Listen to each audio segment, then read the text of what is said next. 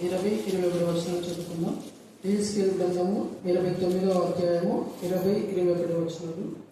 తూరు పట్టణము మీద అతడు చేసినది నా నిమిత్తమే చేశాను గనుక అందుకు బహుమానముగా దానిని అప్పగించుచున్నాను. ఇదే యెహోవా వాక్కు. ఆ దినమందు నేను ఇశ్రాయేలీయుల కొమ్ము చిగురింపచేసి వారిలో మాటలాడుటకు నీకు ధైర్యం కలగ చేసేదను. అప్పుడు నేను యెహోవానై ఉన్నానని వారు తెలుసుకుందురు. దేవుడి లేఖనం. మీకు ఎంతగానో వందనాలు స్తుతులు స్తోత్రం చెల్లిస్తున్నాం తండ్రి. మధ్యాహ్న వేళ మీ యొక్క కృపకార ఆత్మ ద్వారా, కరుణ నుంచి ఆత్మ ద్వారా మీరు మాతో బోధకులుగా ఉండి మాట్లాడిన విధానం బట్టి ఎంత స్తుతించా కూడా తక్కువే ప్రభా. ముఖ్యంగా నా తల్లి దేవ నా ప్రభా, మరి శాంతి మా తల్లి మెడికల్ ఆఫీసర్ మేడం గారికి మీరు ఇచ్చిన అద్భుతమైన స్వస్థతకు ఎంత స్తుతించా కూడా తక్కువే దేవా. ఆమె చేసిన మేడం బట్టి మరేక నా తల్లి డాక్టర్ ప్రత్యూష దేవా జనరల్ హాస్పిటల్ మా తల్లి డాక్టర్ వచ్చిండగా ఆమె కూడా మీ జ్ఞానాత్మతో మరి నింపారు. ప్రతి దినం నూతన ఆత్మలను మీరు చేస్తున్న విధానం బట్టి మీకు వందనాలు స్తుతులు స్తోత్రం చెల్లిస్తున్నాం దేవా. వచ్చిన ప్రతి ఒక్కరు వాక్యం ద్వారా బలపరచబడి, వాక్యం ద్వారా స్థిరపరచబడి దేవా మీ రాజ్య వారసు అవడానికి మీ కృపాసాందాయకమని ప్రార్థిస్తున్నాం.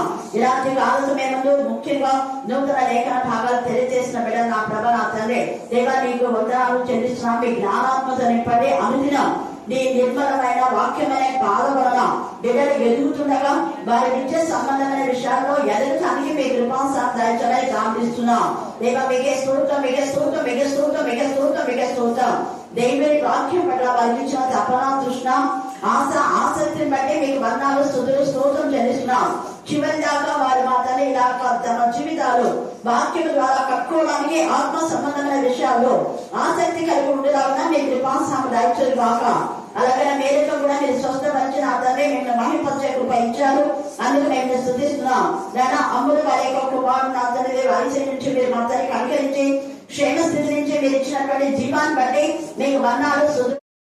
ఇప్పుడు చదివారు కదా యెహెజ్కేలు 29వ అధ్యాయం 21వ వచనం చదవండి. ఆ దినమందు అంటున్నాడు. ఏ దినము చెప్తారా? చదువు చెప్పండి. ఏమా అంటే ఎవరికి ఉగ్రత? అది ఎప్పుడు గుర్తుపెట్టుకోవాలి. దేవునికి ఎవరైతే విరోధంగా ఉన్నారో ఇక్కడ నైలు నది నాది అనే పెద్ద ముసలి అయినటువంటి ఫరో రాజు ఐగుప్తు రాజు నేను రాజును కదా అని విర్రవీగాడు. నేను రాజును కదా అని అహంకారంతో దేవునికి విరోధమైన విధానంలో దేవుని పిల్లలను బాధ పెట్టాడు. దేవుని పిల్లలంటే ఇశ్రాయేలీయులు లేదా ఆత్మ సంబంధాలు. ఇప్పుడు మనం ఈ ప్రస్తుత ప్రపంచంలో మనం జ్ఞాపకం చేసుకుంటే అప్పుడు ఇశ్రాయేలు ఇప్పుడు దేవునికి విరోధమైన వాళ్ళు వాళ్ళ అధికారాన్ని, వాళ్ళ బలాన్ని, బలగాన్ని చూసి దేవుల్లో క్రీస్తులో ఉన్నటువంటి క్రైస్తవులను ఎవరైతే బాధ పెట్టారో వాళ్ళందరికీ కూడా పెద్ద ముసలి అయినటువంటి ఫరో రాజుకు ఇచ్చేటటువంటి శిక్షనే దేవుడు ఇస్తారు. అందుకే అన్నాడు పెద్ద ముసలి అంట. 29:3 వచనంలో ఐగుప్తు రాజైన ఫరో నైలు నదిలో పండుకొని ఉన్న పెద్ద ముసలి అని పెట్టాడు. పిలుస్తున్నాడు. రైట్ ఫరో నువ్వు రాజు అనుకుంటున్నావా? బెరవింటున్నావా? అరే ఫరో అని చెప్పేసి పెద్ద ముసలి నేను నీకు విరోధి. దేవుడే విరోధి అయిపోయినాడు. దేవుడు విరోధి కావడానికి కారణం ఏంటంటే దేవుని ప్రజలను బాధ పెడితే దేవునిలో ఉండే వాళ్ళను లేదా దేవుని యొక్క సంబంధులను సర్ప సంతతి బాధపడితే సర్ప సంతతి యొక్క ఆ సర్పం యొక్క తల చిదగొట్టి దాని సమూహం అంతరిని కూడా దేవుడు నాశనం చేస్తాడు అని యెహెజ్కేలు 27:27 వచనంలో మనం చూసుకున్నాం. వాడు అబద్ధికుడు, అబద్ధానికి జనకుడు, ఉన్నవి లేనివి కలిపి చెరిపడి మరి బోధన చేసే వాళ్ళు కూడా ఇలాగనే ఉంటారు. అలాగా అక్కడ విరోధి అని చెప్పి ఈ యొక్క ఫరో పైన మరి నెబుకద్నెజర్ రాజు తన సైన్యంతో వెళ్లి వారిని గద్దించి మనకి బుద్ధి చెప్తాడు. అప్పుడు నా పక్షంగా ఇలాగ చేశాడు అని దేవుడు నెబుకద్నెజర్ రాజుల గురించి, తూరు పట్టణం గురించి కూడా కొందరు చెప్పి తర్వాత ఏమంటున్నాడంటే తూరు పట్టణం మీద అతడు చేసినది నా నిమిత్తమే చేశాడు. దేవుని నిమిత్తమే మనం ఏది చేసినా దేవుడు జ్ఞాపకం చేసుకుంటాడు. అలాగా ఈ పట్టణం ఎప్పుడైతే నాశనం అయిపోతుందో, ఎప్పుడైతే ఫరో రాజుకు దేవుడు విరోధి అయిపోతారో ఆ దినమున దౌడలకు గాలం వేసి దేవుడు నాశనం చేశాడు. వారిని వారి యొక్క సమూహం. ఆ సమూహం అంతా నాశనమైపోయినటువంటి దినమున దేవుడు ఇశ్రాయేలు యొక్క కొమ్ము ఏం చేసినట్ట? చిగిరింప చేసి. చదవండి 21 వచనం. ఆ దినమందు నేను ఇశ్రాయేలుల కొమ్ము చిగిరింప చేసి వారిలో మాటలాడుకు నీకు ధైర్యం కలుగ చేసేదను. నేను మాట్లాడకుండా వాళ్ళు నేను బాధ పెట్టారు కదా, ఇప్పుడు నేను నీకు ధైర్యం ఇస్తున్నా, మాట్లాడు. అందుకే యెహెజ్కేలు 2 ఇదంతా యెహెజ్కేలుతో మాట్లాడుతున్నాడు. యెహెజ్కేలు 2లో కూడా 1వ వచనం చదవండి. నరపుత్రుడా, అదే చక్కగా నువ్వు నిలబడు, నేను నీతో మాట్లాడవలనని ఆయన నాతో మాట్లాడినప్పుడు ఆత్మ గమనించండి. ఆత్మ ఎప్పుడైతే మనలోకి వస్తుందో మనం చక్కగా నిలబడతాం, మనం ధైర్యంగా మాట్లాడగలుగుతాం. దీంట్లైన విధానంలో వాక్యంలో ఉన్నట్టుగా యథార్థంగా ఎవరు ఏమనుకున్నా వాళ్ళ అధికారులైనా, రాజులైనా, ప్రధానులైనా, యాజకులైనా డజంట్ మ్యాటర్. అది అక్కడ. అందుకే ఇక ఇర్మియా అంటాడు, ప్రభా నేను బాను కదా, నువ్వేమో రాజుల దగ్గరికి పోమంటావు, ప్రధాన యాజకుల దగ్గరికి పోమంటావు, ప్రధాన మంత్రుల దగ్గరికి పోమంటావు, అధికారుల దగ్గరికి పోమంటావు. నేను చిన్నది కదా, చిన్నది అయితే ఉంటే మాట ఎవరిది? నా మాట అది. నేను కదా నేను పంపేది, దేవుని మాట అది. చిన్న దేవుని మాటలు చిన్న పెద్ద అనేది లేదు. చిన్నపిల్లలు చెప్పే లేఖన భాగాలు ఎంత తేటగా ఉంటాయి. దేవుని సన్నిధికి మనం ఎలా రావాలంట? గట్టి చెప్పాలి అందరూ. ఇప్పుడు వాళ్ళు చెప్పినారు కదా, గడగడ వణుకుతూ రావాలంట. అయ్యో ఏడైందే టైము, మైక్ పెట్టకపోయినా, మైక్ వింటేనే రావాలన్నది కాదు. ఈ పిల్లలంతా మైక్ వినకపోయినా వచ్చారు. పవన్ కానివ్వండి, తర్వాత ఆ రోజు మనీ దైవోజీ, ఈ పిల్లలంతా అది. అంటే ఆ టైం అవుతుంది, ఒక భయం. కర్ణ కూడా ముందే వస్తాడు. హల్లెలూయా హల్లెలూయా. అంటే పాటలు విని కూడా రావచ్చు, అది కూడా దేవుని యొక్క భయమే. కానీ వణుకుతూ మనం దేవుని సన్నిధికి వచ్చినప్పుడు దేవుడు మనలో ఉన్నటువంటి ఆ వణుకును తీసేసి ఆయనకు భయపడుతున్నప్పుడు మనల్ని ధైర్యపరిచి మనల్ని చూసి వేరే వాళ్ళు భయపడేలా, సిగ్గుపడేలా మన తలెత్తుతాడు. అదే రోషం. అందుకని ఇక్కడ ఎంత చక్కగా నరుపుతుడా, నువ్వు చక్కగా నిలబడి నీతో మాట్లాడాలి. నువ్వు బాలుడవా, నా వాక్కు నిలబెడుతున్నా పో. నేను ఎవరికి చెప్పమంటే వాళ్ళు చెప్పాల్సిందే. భక్తులేనే మరియా అప్పుడు అనిందేమో ఒక తెలియదు మనకి, ఇక్కడ రాయబడదా, నేను స్త్రీని కదా ప్రభా, ఎలా చెప్పాలి? నువ్వు స్త్రీ అయితే ఏంటి, నీకున్న ధైర్యం వాళ్ళకి లేదు. పిరికి వాళ్ళే వాళ్ళంతా లోపల తలపేసుకొని కూర్చున్నారు. వాళ్ళు నా శిష్యులే, నేను ఏర్పాటు చేసుకున్నాను, నువ్వు కూడా నా శిష్యురాలివే కదా. మొదట 12 మంది శిష్యులు, తర్వాత 70 మంది, తర్వాత 500 మంది, ఇప్పుడు లెక్కలేనంత మంది. భూదిగంతరూ నాకు శిష్యులుగా ఉన్నారు. మీరంతా ప్రకటించాలి, అందరూ ఒక్కరు కాదు. అందుకే మీరంతా నా స్నేహితులు అన్నాడు, మీరంతా నా సహోదరులు అన్నాడు.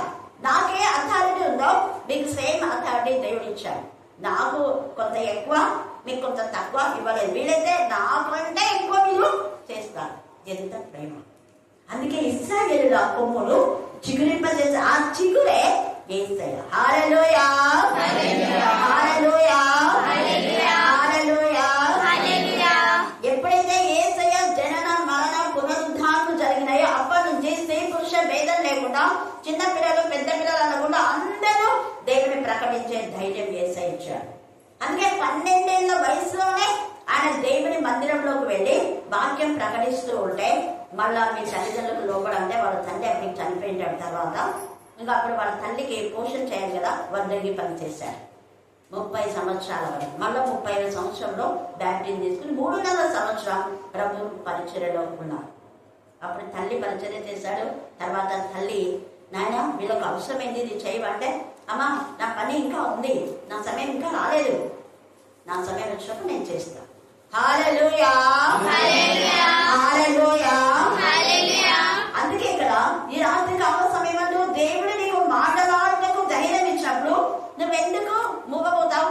అందుకే ఇక్కడ పాడని వాళ్ళంతా చదువు ఒకసారి ప్లాన్ చేసి నాకు ఎంత సంతోషమైంది.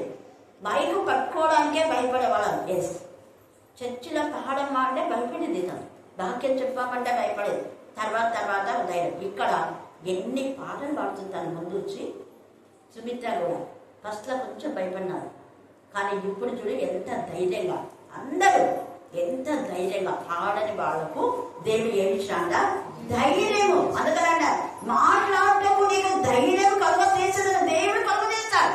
దేవుడే పాటిస్తాడు నీతో, దేవుడే నీతో వాక్యం తెప్పిస్తాడు. నువ్వు వాక్యం రాదు అనేది అందరూ చెప్పాల్సిందే. ఎందుకు అంటే మనమంతా ప్రభు బల్లలో పాలు పొందినాం. ప్రభు బల్లలో పాలు పొందిన వాళ్ళందరూ కూడా ప్రభువును ఏం చేయాలా? ప్రకటించాలి. ప్రకటించకపోతే దోషులైపోతావు. ప్రకటించకుండా నేను ఎవరైనా అడ్డుకున్నారంటే వాళ్ళ దోషులుగా చేస్తా. ప్రకటించేలా అందరికీ మనం ఏం చేయాలి అంటే ఉత్తేజం ఇవ్వాలి. అందరినీ రివైవల్ చేయాలి, మనం ఉజ్జీవింప చేయాలి. ఖచ్చితంగా ప్రభు వలన పాల్గొంటే కాబట్టి మనం చెప్పాలి ఒకరి తర్వాత ఒకరు. అనేకులు అందరూ దేవుని యొక్క మాటలు చెప్పడానికి ధైర్యం మనం తెచ్చుకోవాలి. అందుకే అక్కడ ఇశ్రాయేలులకు చిగురింప చేసిన దేవుడు ప్రస్తుతం అంటూ యేసు ప్రభుల వారి ద్వారా క్రీస్తునందు ఉన్న వాళ్ళందరూ కూడా క్రీస్తు రక్తంలో కడగబడి క్రీస్తు రక్తంలో కొనబడిన నీకు నాకు అందరికీ దేవుడు ధైర్యం కలుగ చేస్తున్నాడు. కాబట్టి మనం మౌనంగా ఉండకూడదు, మాట్లాడాలి. నువ్వు మాట్లాడలేదంటే ధైర్యం లేదేమో దేవుడు అంటున్నాడు. తర్వాత అన్నాడు చూడండి ఎంత చక్కగా, అప్పుడు నేను యెహోవానై ఉన్నానని తెలుసుకుంటారట. ఎవరు తెలుసుకుంటారు చెప్పాలి?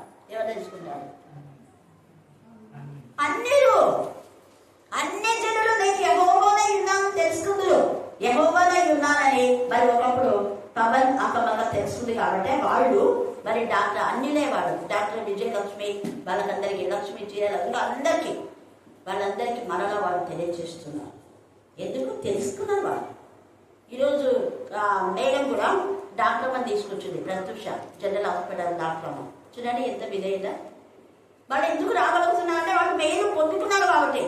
ఇది ఒక సంఘం లాగా కాదు, కానీ మాకు ఒక ఫ్యామిలీ లాగా మేమంతా ఎంత ఇదిగా మా కోసం బర్డెన్తో వీళ్ళంతా కూడా ప్రారంభిస్తున్నారు. ఒక బాధ్యత. అందుకే ఇంకొక ఆమె కూడా హ్యాపీగా ఫీల్ అయింది ఈరోజు ప్రత్యూష, చాలా సంతోషపడింది. మళ్ళీ నాకు మేడం కాల్ చేసి మళ్ళీ నాకు ఫోన్పే చేసినారు. నేను ఎందుకు అమ్మా అని చెప్పాను. లేదు మేడం, మేము చేసేది చాలా తక్కువ అనమాట. ఆ ఫోన్ వచ్చేటప్పుడు నేను ఏం చేస్తుంటే మేడంతో మాట్లాడుతున్నా. తర్వాత ప్రవీణ్ పగడాల ప్రభు పళ్ళ గురించి ఇంకా ఏం చెప్పాను, మధ్యాహ్నం ఏం చెప్పానో నేను అదే చెప్పాను.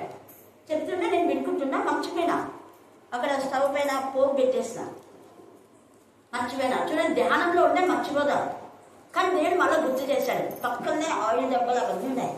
ఈ దెబ్బ మంట వస్తుంది అని చూసినాం. వెంటనే పోయి దానిపైన ఇంకొకటి కావాలి. ఎప్పుడే కానీ మంట వస్తే నీళ్లు వేయకూడదు, ఒకటి పాత్ర పోయాలి. నువ్వు వెంటనే అయిపోయింది, అదంతా పొడుకోవాలి. మీరు వచ్చేసరికి అంతా సెట్ అయిపోయింది. దేవునికి ఇస్తూ ఉంటారు. మనం దేవుడి పనిలో ఉంటే దేవుడు అసలు నేను తల ఎత్తేదాన్ని కాదు, అదే వినుకుంటా ఉన్నా, రెఫరెన్స్ రాసుకుందామని అనుకుంటున్నా. అందులో కూడా ఏంటో ఇలా చూసినా అంతే, వితౌట్ మీద ఆలోచించి. కానీ దేవుడు మనకు ప్రతి విషయంలో కంటి పాపలాగా కాపాడతాడు. హల్లెలూయా, హల్లెలూయా, హల్లెలూయా. అంటే మనం దేవుడిలో ఉన్నప్పుడు అన్ని మర్చిపోవాల్సిందే, అదే మంచిది. తర్వాత చూడండి ఎంత చక్కగా ఇక్కడ అన్నుననే యెహోవానై ఉన్నానని వారు తెలుసుకుందాం. అదే మనం చూస్తే జకర్యా 3వ అధ్యాయం 1-5 దాకా మధ్యాహ్నం మనం చూసుకున్నాం. 4-5 వచనాలు చదవండి. దూత దగ్గర నిల్చున్న వారిని పిలిచి ఇతని మైల బట్టలు తీసివేయని.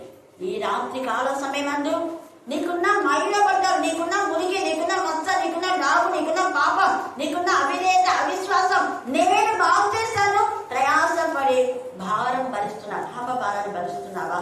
రోగాన్ని భరిస్తున్నావా? ఆ రోగం తట్టుకోలేకపోతున్నావా? నిద్ర లేనితో ఉన్నావా? కలవరంతో ఉన్నా ఏం చేయ అంటున్నాడు. ప్రయాస పన్న వాళ్ళ నా దగ్గరికి రండి. సిల్వ దగ్గరికి రండి. సిల్వ దగ్గరికి వస్తే మీ ప్రయాసం ప్రభునందు ఎప్పుడు ఏమైతుంది? వ్యర్థం కాదు. మీ భారాన్ని తేలిక చేసేస్తా. మీకున్న పాప భారాన్ని తొలగిస్తా. పాపంతో బరువుకి పెద్ద గుండె బాధతో ఉన్నావా? కన్నీరు కాస్తున్నావా? పగిలిపోయిందా నీ హృదయం? పగిలిన హృదయం దేవునికి ఇష్టమైన ఇంపైన శ్వాసయాగం. అందుకే మనం ఎప్పుడైతే ఈ మలిన వస్త్రాలు దేవుడు తీసివేస్తాడు అంటే, ఇక్కడ యెహోషువ ఎలాగో ఉన్నా అంటే యెహోషువ ఇద్దరు ఉన్నారు. యెహోషువ కాలేబు ఆయన యుద్ధం చేశాడు, యుద్ధ వీరుడు ఆయన, సోల్జర్ ఆయన. కానీ ఈ యెహోషువ యాజకుడు, లేవీయుడు. యాజకుడైన యెహోషువ రాత్రి పగలు దేవుని సన్నిధిలో ఉండి యాజక ధర్మాన్ని చేశాడు. ఆయన ఎక్కడ ఎలాంటి పొరపాటు చేయలేదు. ఏదో తెలిసి తెలియక ఏదైనా చేశాడేమో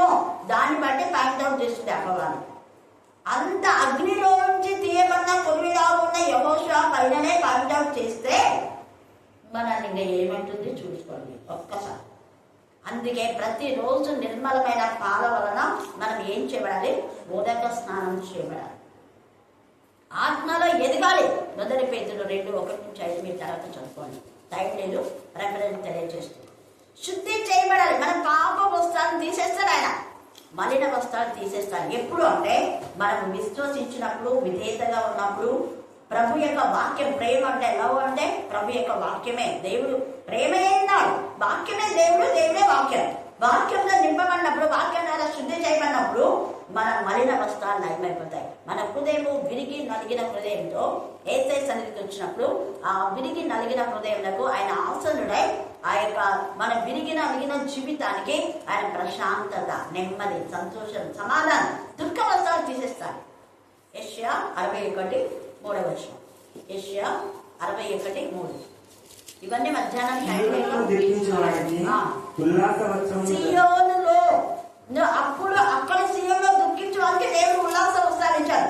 ఇక్కడ నువ్వు కరుణాపీఠంలో, మీ ఇంటిలో, సమాజంలో ఎక్కడైతే నీకు దుఃఖం కలిగిందనే పనిలో నేను అవమానపరుస్తున్నారా, నీ వస్త్రాలు తీసేస్తాడు. దుఃఖించే వారికి ఉల్లాస వస్త్రములు ధరింప చేయటమును.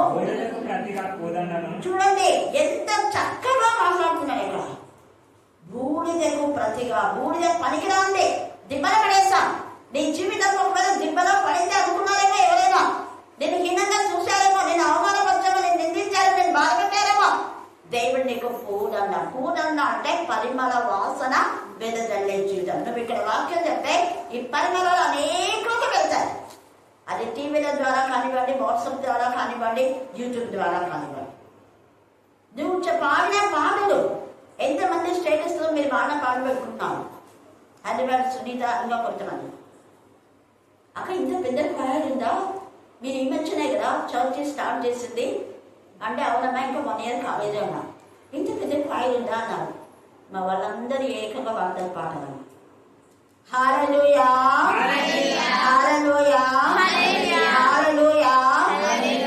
పిల్లలు హిందీలో, ఇంగ్లీష్లో వాక్యాలు చెప్తుంటే ఎంత అలర్ట్గా, who is there Sunday school teacher అన్నారు. God is only there Sunday school teacher. ఎవరిగా నేర్పించారా? వాళ్ళు నేర్చుకుంటున్నారు. వాక్యం వాళ్ళని ప్రెజెంట్ చేస్తూ ఉంది. ఎంత సంతోషపన్నారు. ఇజ్ ఇట్ ట్రూ అన్నారు. yes it is true, come and see. మీరు వచ్చి చూడండి. ఎవరైనా వాళ్ళకి నేర్పిస్తున్నారో రండి చూడండి. ఏసే చెప్పారు కదా. అక్కడి నుంచి ఏమైనా దేవుడి యొక్క నజరేతులో నుంచి మంచిదైనా వస్తుందా అన్నాను. అంతే. yes come and see. వచ్చి చూడు, చూస్తే కదా నీకు తెలిసేది. మంచి తెలుసుకున్నాడు. ఏసే వెంబడించాడు. హల్లెలూయా, హల్లెలూయా. అందుకే ఇక్కడ దుఃఖంలో బూడిదకు ప్రతిగా పూదని ఇస్తాడు. అక్కడ ఇంకా ఉల్లాస వస్త్రం చాలా ఉన్నాయి, మీరు చదువుకోండి. తర్వాత తండ్రి అయిన దేవుడు కూడా మనకేమిస్తా అంటే, మనము ఆయనలో ఉంటే, ఆయనలో మనం చిగురిస్తే పరిశుద్ధమైన చిగురది. యెషయా 11:1. యెషయి ముద్దు నుంచి చిగురు పుట్టును, వారి వేరు నుంచి. వేరు అంటే నీ తల్లి, నీ తండ్రి కూడా రక్షణ పొందారు. వేరు వారి నుంచి కూడా మనం వచ్చింది. సో వాని వేరు నుంచి అంకురం ఎదిగే ఫలించాలంట. తల్లిదండ్రులు ఆత్మీయంగా ఉంటే పిల్లలు కూడా ఆత్మీయంగా ఎదుగుతారు. ఎక్కవేరు మనం చూస్తే మొర్దకై, తల్లి మరియా, అలాగనే లోయి, యునేకే వాళ్ళ అన్యులైనా కూడా ఆత్మీయంగా తిమోతిని పెంచారు. రూటు వాళ్ళ రూటు పరిశుద్ధం. వేరు పరిశుద్ధం అయితే కొమ్మలు కూడా పరిశుద్ధంగా ఉంటాయి. వేరు చేదుగా ఉంటే ఆ పండు కూడా చేదుగా ఉంటాయి. చెట్టు చేదైతే పండు కూడా చేదే. పండు చేదన్నప్పుడు చెట్టు మంచిది కాదని మనం ఐడెంటిఫై చేయాలి. ఎవరైనా వాక్యం చెప్తే వాళ్ళ క్రియలు సరిగా లేనప్పుడు వాళ్ళంతా కూడా సరైన ట్రూ క్రిస్టియన్స్ కాదు అని మనం ప్రూవ్ చేయాలి. అది అక్కడ ఫలముల ద్వారా మీరు వాళ్ళెవరో మీరు తెలుసుకోండి అన్నాడు పరిశుద్ధాత్మ. మంద కాపర్ల గుడాల మీద మీ పిల్లల్ని పెంచాలి. ఆ మంద కాపర్లు ఎలా ఐడెంటిఫై చేయాలి? తోడేలు గొర్రె చర్మం ధరించుకొని వాళ్ళు వస్తారు. తోడేలు వాళ్ళ లోపల క్రూరమైనటువంటి విష సర్పాలు. ఎస్, బట్ వాళ్ళ క్రియలను బట్టి మీరు ఐడెంటిఫై చేయండి. మిమ్మల్ని ఆత్మీయంగా ఎదిగి ఎత్తైన కొండపైకి కొత్త కొత్త మేత మీకు తెలిపిస్తున్నా. ఈ గడ్డి సరిపోలేదు, నా గొర్రెకి ఇంకా కొత్త, ఇంకా పచ్చిగా చోటకి నడిపిస్తారు చూడు. వాళ్ళే నా సేవకు, వాళ్ళే కాపలు, వాళ్ళే నేను ఆత్మీయంగా ఎదురు చేసేవాళ్ళు. సో వాళ్ళతో ఫెలోషిప్ లో నువ్వు ఉండాలి. ప్రభు వల్ల అంటే ఫెలోషిప్. అందుకని అపోస్తల కార్యం 2:42 అపోస్తల బోధ ఎందు, రొట్టె విరుచుటయందు, సహవాసం ఎందు ఎలాగ అప్పుడప్పుడా పడైపోండి మనకి ఇష్టం వచ్చినప్పుడు కాదు, ఏడెత్తగా ఉంటాం. ఇక్కడ ఏసు ఇలాగ ఉంటే మనం ఎప్పుడైతే దేవుని మాటకు విధేయత చూపించి నమ్మకం ఉంచి ప్రభు వాక్యంలో మనం నింపబడి విరిగి నలిగిన హృదయంతో ఆయన అనుసరిస్తే దుఃఖ వస్త్రాలు తీసేసి సంతోష వస్త్రాలు. తర్వాత ప్రకటన 1వ అధ్యాయంలో కూడా ఎన్నో వస్త్రాలు ఉన్నాయి. ప్రకటన 1:13 చదవండి. తిరుగగా 7 సువర్ణ దీపస్తంభంలోను ఆ దీపస్తంభముల మధ్యను మనుష్య కుమారుని పోలిన ఒకరిని చూసి తిని ఆయన తన పాదముల మట్టుకు దిగుచున్న వస్త్రం 14వ వచనంలో ధవలమైన వస్త్రం. ఆయన తనయు తన వెంట్రుకలను ఎలా ఉన్నాయంట? తెల్లని ఉన్ని పోలే ఉన్ని వస్త్రాలు తల నుంచి పాదముల వరకు. సేమ్ ఆయన ఏ వస్త్రాలైతే ధరించినాడో యాజ్ గా అదే వస్త్రాలు మనకి ఇవ్వాలని ఇష్టపడుతున్నాడు. ప్రకటన 2వ అధ్యాయం 7వ వచనం. ప్రకటన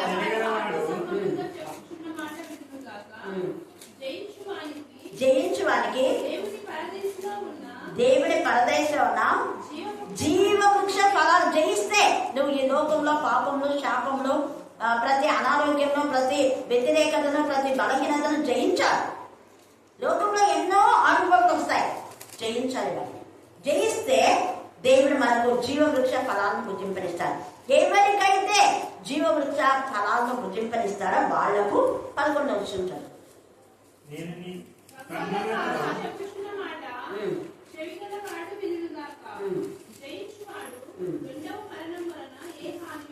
రెండవ మరణం వల్ల అంటే జీవ వృక్షం ఇచ్చేవాళ్ళు ఏ హాని కూడా చెందారు. 17వ వచనం 2వ అధ్యాయం 17. సంఘములతో ఆత్మ చెప్పుచున్న మాట చెవిగల వాడు వినుగాక. జయించువానికి మరుగైన మన్నాను భుజింపనిత్తును మరియు తెల్ల రాత్రి ఇస్తాంట. చూడండి 21లో తెల్లని వస్త్రాలు. మళ్ళా 3వ అధ్యాయము 4వ వచనం చదవండి. ప్రకటన అయితే తమ వస్త్రంలో అపవిత్రపరచుకొనని కొందరు సార్దీస్ లో ఉన్నారు. వారు హక్కులు కనుక తెల్లని వస్త్రములు ధరించుకొని నామతో కూడా సంచరి. ఇక్కడ రాత్రి అన్నాడు. రాత్రి అంటే రాత్రి నార వస్తారు అని అర్థం. రాత్రిని ఇస్తానంటే రాత్రి నార వస్తారు. 19వ అధ్యాయం రిలేటెడ్ వాక్యాలు బాగా ధ్యానం చేయండి మీరు. 19వ అధ్యాయం మనం చూస్తే అక్కడ పెళ్లి కుమార్తెకు నార బట్టలు అనేది రాత్రి నార బట్టలు. చదవండి 19వ అధ్యాయము 8వ వచనం. మరియు ఆమె ధరించుకున్నటకు ప్రకాశములను నిర్మలములైన సన్నపు నారబట్టలు ఆమెకి. అవి తెల్లని వస్త్రం. అవి ఆమె యొక్క పరిశుద్ధుల యొక్క ఇది అండర్లైన్ చేసుకోండి. పరిశుద్ధ నీతి క్రియలు అంటే తెల్లని వస్త్రాలు. తెల్లని వస్త్రాలు అనే మాట అయితే నల్లవి ధరించుకోకూడదు అనేది కాదు, అక్కడ శుద్ధీకరణ. అలాగైతే వాక్యం చెప్పే ఎంతమంది బ్లాక్ షూ వేస్తారా? వేస్తారు. షూట్ వేస్తారు కదా, బ్లాక్ బూట్లు వేస్తారు, బ్లాక్ ప్యాంట్స్ వేస్తారు, బ్లాక్ కోట్ వేస్తారు. తప్పేం లేదు.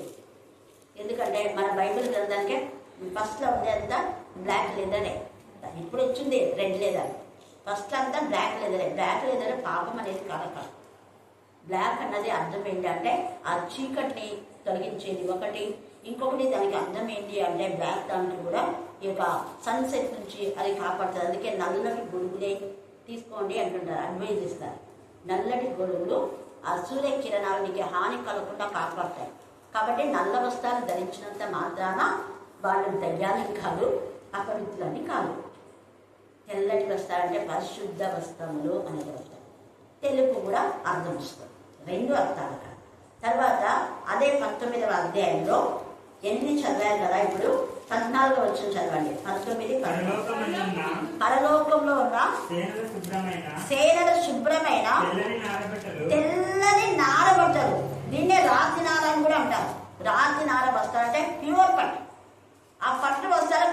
ఏళ్ళు ఉన్నా కూడా చినిగిపోవాలంట. కొన్ని సంవత్సరాల క్రితం అదే మగ్గాల మీద నేసేటటువంటి అందరూ మేడం మేమంతా తీసుకున్నాం, మీరు కూడా తీసుకున్నాం. ఇంతవరకు నేను కట్టాలి 25 ఏళ్ళు ఏంటది. అప్పట్లో అది 7,000 9,000, ఇప్పుడు దానికి 40,000 కాస్ట్ కావచ్చు.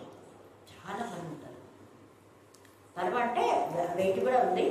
వెండి దాంట్లో ఏదో చేసింది, చిరిగిపోతుంటుంది నిజంగా. అన్నేళ్ళైనా అది ఎంత ఎప్పుడైనా చూపిస్తాను మీకు. అట్టనే ఉంది అది. రత్న వాళ్ళని చూపించిన ఉంటారు. హల్లెలూయా హల్లెలూయా. అది చాలా రాతి నారంటే ఎంత విలువైన వస్తుంది.